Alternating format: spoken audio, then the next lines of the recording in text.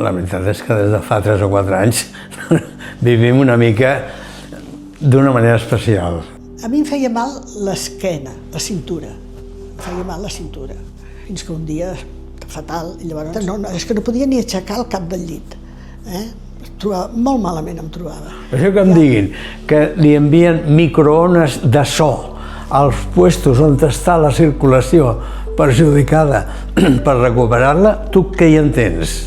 El tratamiento con ultrasonidos es como la ecografía, son unas ondas mecánicas que es el sonido pasa muy bien por las paredes, lógicamente pues entra a través del hueso y entra en el cerebro, y ese efecto mecánico activa las células, activa las neuronas y activa la circulación, y de esa manera pues podemos compensar los daños que se producen en el cerebro, pues como por ejemplo en la enfermedad de Parkinson, en la enfermedad de Alzheimer. I ara, bueno, fet aquest pas, ja vam fer, em sembla que són 2 o 3 sessions que m'han fet, i les primeres han anat bé.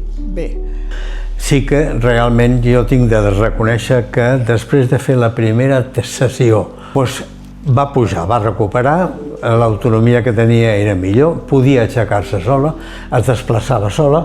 I ara no em trobo tan malament, però jo ara crec que també tinc una mica de por, que això em torni.